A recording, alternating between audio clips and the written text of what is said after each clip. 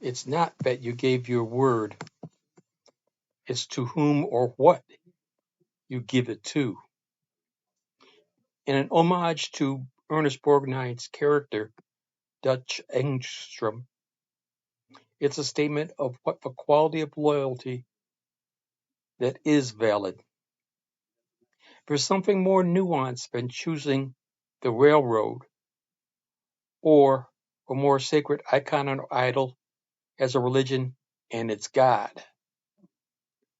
There's family, about which an ex-brother-in-law had a maxim that family was only an aggregation of not necessarily emotionally cohesive people whose only common bond is the vaginal canal of their exit or original entrance. It can be applied to other intra-family dynamics in which the bonds of blood aren't as strong as the petty grievances with their family members. Such oaths of word can be applied to the military and other martial forces. Their oaths to the Constitution include an oath of obedience to their immediate superiors and to the politicians who codified such oaths. For conflicts that have requisitioned citizens to their constitutional duty and loyalty, and that take advantage of economic stresses on individuals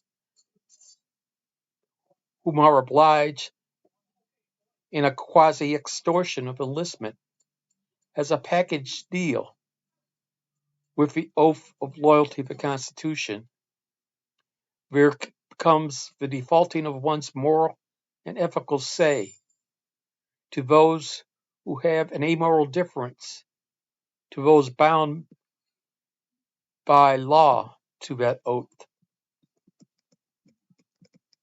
Equivalent to family are those of our locale, our social class, our cliques, our race, or religion. What was cohesive at some point in time can diverge and become a disaffection from evolving circumstances. That's which was once the equivalent to the bond of blood loyalty to family devolves to one's physical survival or psychological integrity. Just like one, as Dutch Engstrom statement, sees a gulf of purpose and meaning between themselves and the collective that presumes their obedience and loyalty. And then there are the abstract oaths we give consciously and subconsciously to ourselves that affect us in intangible ways because we've made them fetishes and habits. We want the feel of the sensual plus the influence of the trappings that we arrange our whole way of being with having either that tangible touch of those intangible trappings as our so-called possessions. It's an oath on our minds and souls. For the fear of our pride in losing the worth of that bad mindset, we cling to what's insidiously destroying us. Like Dutch alluded to, there are some things that cross the line and that damn us. That self-damning isn't abstract aesthetic.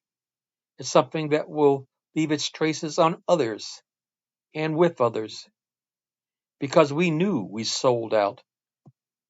And for that short-term expedience, we let the shadow of our baggage of life be the darkening burden on others' lives.